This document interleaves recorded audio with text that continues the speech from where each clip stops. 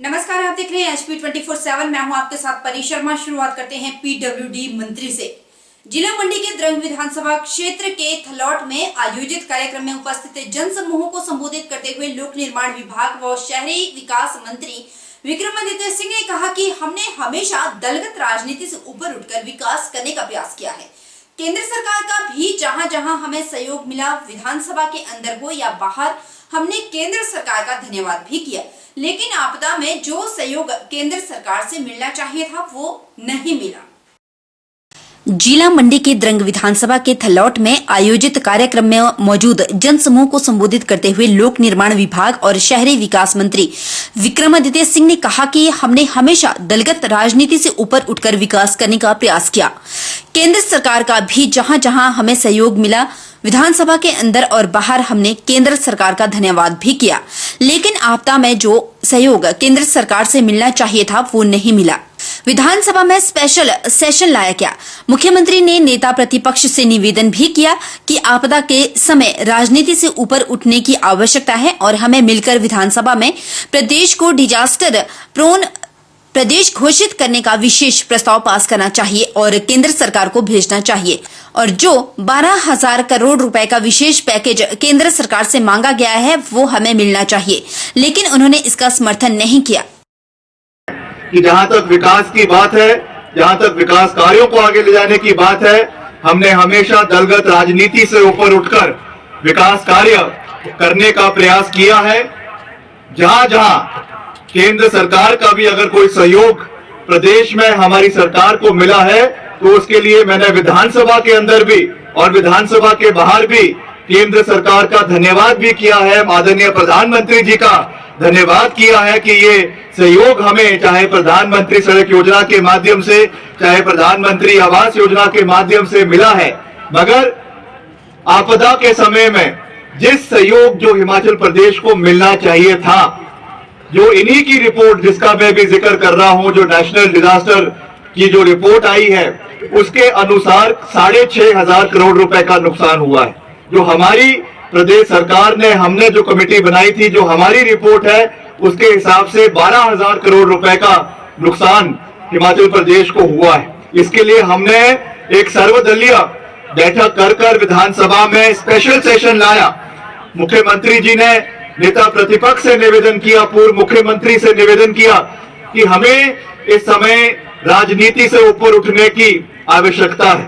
राजनीति तो चलती रहेगी मगर हम सबको मिलकर, चाहे भाजपा के साथी है चाहे कांग्रेस के हैं, हमें मिलकर विधानसभा से एक स्पेशल सेशन में एक रेजोल्यूशन पास करना चाहिए, केंद्र सरकार को भेजना चाहिए कि हिमाचल को इस समय जो है वो डिजास्टर प्रोन प्रदेश घोषित किया जाए और जो विशेष पैकेज हमने 12,000 करोड़ रुपए का केंद्र सरकार से मांगा वो हमको मिलना चाहिए।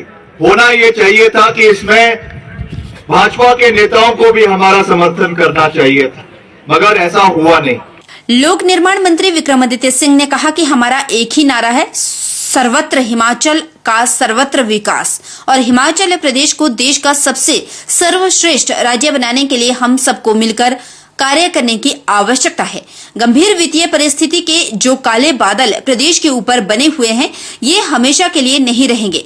हमें अपने खर्चों को कम करने की सोच रखते हुए सरकार के वित्तीय प्रबंधन को बेहतर करते हुए कार्य करने की आवश्यकता है ताकि हिमाचल उन्हीं ऊंचाइयों पर वापस पहुंच सके। कई बात हमें लंबी सोच रखते हुए कुछ ऐसे निर्णय लेने चाहिए। सरकार उस ओर आगे बढ़ रही है, मुख्यमंत्री जी उस ओर आगे बढ़ रहे हैं जो लॉन्ग टर्म में प्रदेश के हित में होते हैं और उस पे हम कार्य करते रहेंगे ताकि हिमाचल प्रदेश में जो हमारा एक ही नारा है, सर्वत्र हिमाचल प्रदेश का सर्वत्र विकास, और हिमाचल प्रदेश को देश का सर्वश्रेष्ठ राज्य बनाने के लिए हम सबको कार्य करने की आवश्यकता है, मिलकर आगे बढ़ने की आवश्यकता है। आज की जो परिस्थिति है, आज की जो एक गंभीर परिस्थिति, वित्तीय परिस्थिति के काले बादल जो आज प्रदेश के ऊपर आज बने हुए हैं, ये हमेशा के लिए नहीं रहेंगे।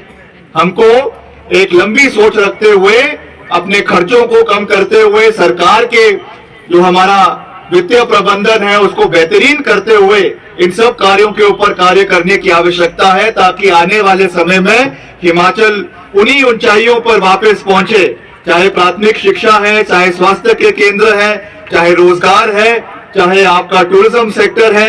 हर क्षेत्र में जो छोटा सा राज्य होने के बावजूद हिमाचल का एक अलग पहचान पूरे प्रदेश के अंदर बनी है। वापस हमें हिमाचल को उसी ऊंचाई पर ले जाने की आवश्यकता है। जब से प्रदेश में कांग्रेस सरकार सत्तारूढ़ हुई है, बिलासपुर का विकास बिल्कुल ठप हो गया है।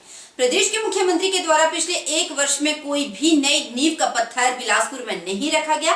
ये बात बिलासपुर के विधायक त्रिलोक जम्वाल ने पत्रकार वार्ता के दौरान कही। त्रिलोक जम्वाल ने कहा कि पिछले दिनों प्लानिंग की बैठक मुख्यमंत्री की अध्यक्षता में शिमला में संपन्न हुई, जिसमें सभी विधायकों ने अपने अपने क्षेत्र को लेकर मुख्यमंत्री से चर्चा की। इस संदर्भ में उन्होंने जो केंद्र सरकार के बड़े प्रोजेक्ट बिलासपुर में चल रहे हैं, चाहे रेलवे का प्रोजेक्ट हो, गोविंद सागर में 1400 करोड़ का प्रोजेक्ट हो, चाहे लुहनू ग्राउंड में नदी के उस पार तक बड़ा ब्रिज डालने की बात हो, ऐसे कई प्रोजेक्टों पर मुख्यमंत्री से चर्चा की। लेकिन मुख्यमंत्री ने बिलासपुर का रेलवे प्रोजेक्ट है उसके बारे में कहा कि प्रदेश के पास फंड नहीं है। केंद्र सरकार की जो योजनाएं प्रदेश में चल रही हैं, उनके लिए प्रदेश सरकार के पास फंड ही नहीं है। त्रिलोक जम्वाल ने कहा कि मुख्यमंत्री का बयान दुर्भाग्यपूर्ण है। त्रिलोक जम्वाल ने कहा कि केंद्र सरकार के द्वारा जिला बिलासपुर में जितनी भी योजनाएं चलाई जा रही है, उन योजनाओं में प्रदेश सरकार की भागीदारी बनती है, वह भागीदारी नहीं निभाई जा रही। कुछ दिन पहले शिमला में माननीय मुख्यमंत्री श्री सुखविंदर सिंह सुक्खू जी की अध्यक्षता में प्लानिंग की बैठक संपन्न हुई। उसमें सभी विधायकों ने अपने अपने विषयों को लेकर माननीय मुख्यमंत्री से चर्चा की। उसी क्रम में मैंने भी अपने बिलासपुर सदर विधानसभा क्षेत्र के लिए जो हमारी केंद्र सरकार के जो बड़े प्रोजेक्ट चल रहे हैं, चाहे वो रेलवे का प्रोजेक्ट है, चाहे गोविंद सागर झील में जो हमारा 1400 करोड़ का प्रोजेक्ट है उसके बारे में, चाहे लुहनू ग्राउंड से जो रिवर के उस पार तक बड़ा ब्रिज डालने की बात है, ऐसे नाना प्रकार के प्रोजेक्ट्स के ऊपर हमने चर्चा की। लेकिन माननीय मुख्यमंत्री जी ने जो हमारा रेलवे का ऑनगोइंग प्रोजेक्ट है उसके बारे में कहा कि प्रदेश के पास फंड नहीं है। जो भी और प्रदेश में केंद्र की योजनाएं चल रही हैं उनके बारे में फंड्स की बहुत कमी है, हम सहयोग करने में असमर्थ हैं। यह बहुत दुर्भाग्यपूर्ण है। प्रदेश के विकास में केंद्र सरकार बढ़ चढ़कर भाग ले रही है, केंद्र सरकार बढ़ चढ़कर सहयोग कर रही है, लेकिन जो नॉमिनल शेयर प्रदेश सरकार का रहना चाहिए, प्रदेश के मुख्यमंत्री जी का ऐसा वक्तव्य देना यह अति दुर्भाग्यपूर्ण है। यही कारण है कि पिछले 1 वर्ष में बिलासपुर में एक भी फाउंडेशन स्टोन नहीं रखा गया। बिलासपुर की जनता के साथ यह सौतेला व्यवहार क्यों? माननीय मुख्यमंत्री जी बाकी जगह जा रहे हैं, वहां कई संस्थान खोलने की घोषणा कर रहे हैं, लेकिन मैंने पूछा कि जो बिलासपुर में आपने 8-10 इंस्टीट्यूशन बंद कर रखे हैं पिछले साल 1 वर्ष में, उनको कब खोलेंगे? तो उसके ऊपर भी कोई भी सकारात्मक जवाब माननीय मुख्यमंत्री जी का नहीं आया। यह सारा विषय अति दुर्भाग्यपूर्ण है। मैंने बिलासपुर शहर, क्योंकि 4 लेन बनने के बाद बिलासपुर शहर का जो हमारा बिजनेस है, व्यवसाय है, उसमें काफी कमी आई है, तो मैंने अपनी विधायक प्रायोरिटीज में माननीय मुख्यमंत्री से मांग की कि बिलासपुर में जो हमारा लुहनू का मेला मैदान है, वहां से पार्क जो हमारा बैरी गांव पड़ता है, वहां को पुल से जोड़ा जाए, ताकि जब यहां से 4 लेन के साथ हम कनेक्ट होंगे तो बिलासपुर के बिजनेस और अच्छे तरीके से चलेगा। यह भी मैंने मांग की। इसके साथ साथ चाहे सड़क की व्यवस्था है, चाहे पानी की व्यवस्था है, बिजली की लो वोल्टेज की समस्या है, इन सारे विषयों का ध्यान मैंने माननीय मुख्यमंत्री जी के समक्ष ये सारे विषय रखे। लेकिन उन्होंने मुझे आश्वासन दिया है कि जल्द ही हम ये जो छोटे इशू हैं उनको सॉल्व करने का प्रयास करेंगे। हमीरपुर संसदीय क्षेत्र से कांग्रेस के वरिष्ठ प्रवक्ता संदीप सांझा ने आरोप लगाए हैं कि भाजपा के नुमाइंदे अपने चुनाव क्षेत्र में भी एक सेलिब्रिटी की तरह आते हैं, जबकि जिस काम के लिए जनता ने उन्हें अपनी नुमाइंदगी दी है उस पर अक्सर मौन नजर आते हैं। संदीप सांख्यान ने कहा कि प्रधानमंत्री नरेंद्र मोदी के कारण सत्ता सुख भोग रहे केंद्रीय खेल मंत्री अनुराग ठाकुर अपने संसदीय क्षेत्र में खेलों में भी फिसडी साबित हुए हैं।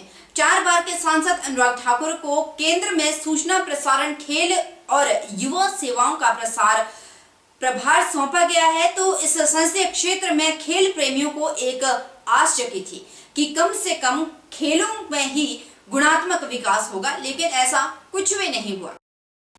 केंद्रीय खेल मंत्री का पसंदीदा खेल क्रिकेट भी बिलासपुर में उस गति से नहीं उभर पाया जिसकी उम्मीद थी। राष्ट्रीय खेल हॉकी संजीवनी के इंतजार में है, जबकि कबड्डी टांग खिंचाई से बाहर नहीं निकल पाई। लोकसभा चुनाव एक बार फिर दहलीज पर आने वाले हैं और केंद्रीय खेल मंत्री अपनी ही खेलों में मस्त हैं। संदीप सांख्यान ने कहा कि बात यदि बिलासपुर की जाए तो इनके कार्यकाल में सभी सालों का विकास शून्य रहा। राष्ट्रीय खेल हॉकी की दुर्दशा किसी से छुपी नहीं। बिलासपुर में एस्ट्रो टर्फ बिछाने की घोषणा सिरे नहीं चढ़ पाई। वर्तमान में आम ग्राउंड की हॉकी बीते जाने और जमाने की बात है। ऐसे में राष्ट्रीय व अंतर्राष्ट्रीय स्पर्धा में स्वयं को साबित करने के लिए एस्ट्रो टर्फ का होना बहुत जरूरी है। मुश्किल बिलासपुर में हॉकी खेल का माहौल बन रहा है, लेकिन ये नवोदित खिलाड़ी आगे चलकर टर्फ की चुनौतियों का सामना करने में असमर्थ साबित होते हैं, जिसका खामियाजा पूरे प्रदेश को भुगतना पड़ता है। वहीं केंद्रीय खेल मंत्री के खुद के खेल क्रिकेट की बात अगर की जाए तो करीब 1 दशक से ज्यादा का समय हो गया है। लुहणु के क्रिकेट मैदान में विकास के नाम पर एक नई ईंट तक नहीं लग पाई। कांग्रेस सरकार की देन लुहणु क्रिकेट मैदान सुविधा, एरिया और सुंदरता की दृष्टि से जिलों में कहीं ज्यादा है, लेकिन इसका सदुपयोग नहीं हो पाया। वहीं हिमाचल के बद्दी में शुक्रवार को कॉस्मेटिक और परफ्यूम बनाने वाली फैक्ट्री में अचानक आग लगी थी। कुछ मजदूर जान बचाने के लिए छत से कूद भी गए थे। 30 मजदूरों को अब तक बाहर निकाला जा चुका है। वहीं 20 मजदूरों को प्राइवेट अस्पताल में भर्ती करवाया गया, जबकि 5 मजदूरों को चंडीगढ़ रेफर किया गया है। आसपास की फैक्ट्रियों को खाली भी करवाया जा रहा है। वहीं आज सुबह डीजीपी संजय कुंडू ने भी घटनास्थल का दौरा किया।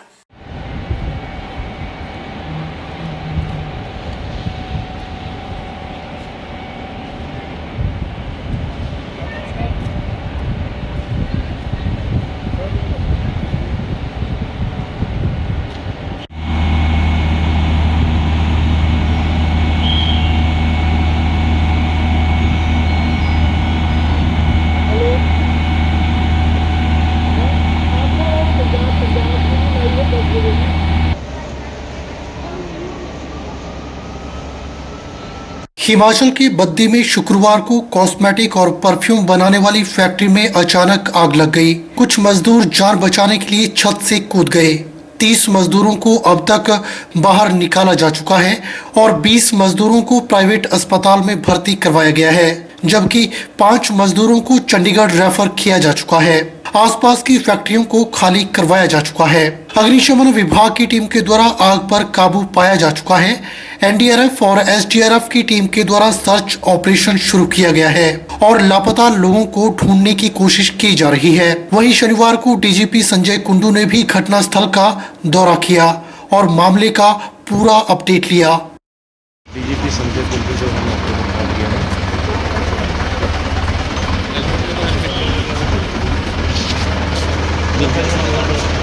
दे दो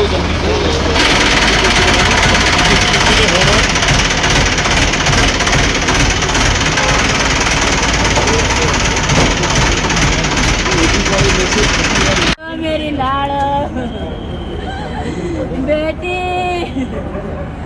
बेटी पानी पिला दो, बिठा लो। पानी पिला दो, पानी बोतल मंगाओ, पानी पिला दो।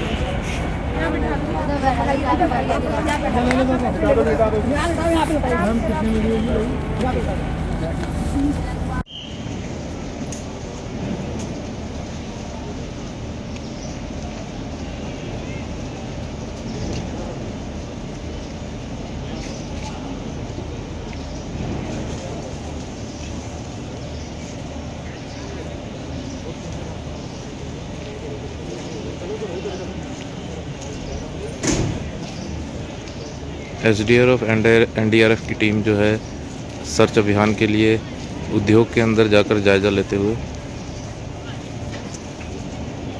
कोशिश की जा रही है कि उद्योग में कैसे जाया जाए।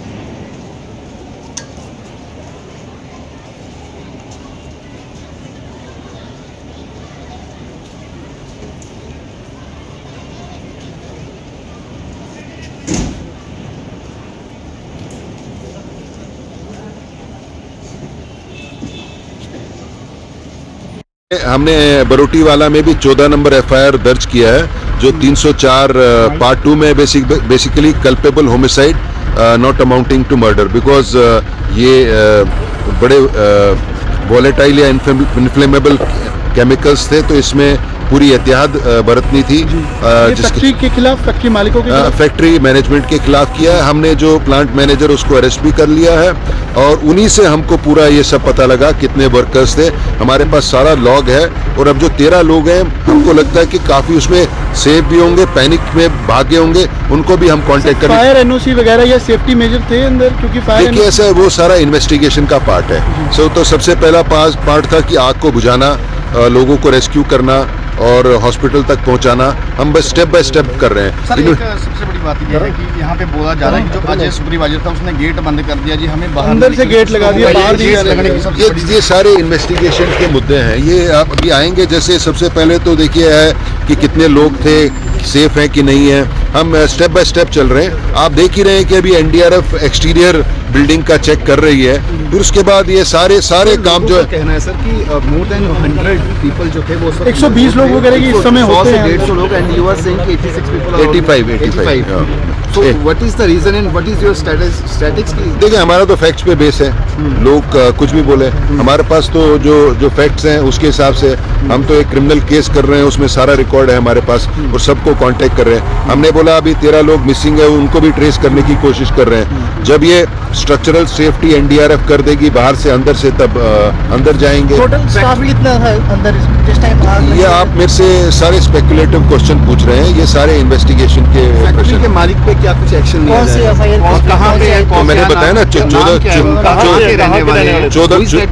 14 एफआईआर नंबर 14 बरोटीवाला में की है, जिसमें जो प्लांट मैनेजर है इसको अरेस्ट कर लिया है, जो फैक्ट्री ओनर्स है उसको अरेस्ट करने के लिए हमने टीम भेज दी है। मध्य प्रदेश कहाँ पे रहने वाले हैं सर? देखिए ऐसा है कि हम इससे ज्यादा डिस्क्लोज नहीं कर सकते, क्योंकि रेस्क्यू कब तक पूरा हो जाएगा? देखिए आप देख ही रहे हैं, एनडीआरएफ बिल्डिंग की एक्सटीरियर जो है स्ट्रक्चरल स्टेबिलिटी उसको देख रहे हैं, अंदर से देखेंगे तभी अंदर टीम्स घुस पाएंगी, उसके बाद आगे की कार्रवाई होगी। एसआईटी का भी गठन किया है सर आपने, वो एसआईटी के बारे में बताया, कौन हेड कर रहा है, क्या कुछ? देखिए ऐसा है, क्योंकि ये थोड़ा गंभीर मामला है और कॉम्प्लिकेटेड मामला है, काफ़ी लंबा मामला है, इसलिए हमने स्पेशल इन्वेस्टिगेशन टीम इसमें गठित की है, जिसके हेड हमारे एडिशनल एसपी अशोक रहेंगे। वो काफ़ी अनुभवी पुलिस अधिकारी है।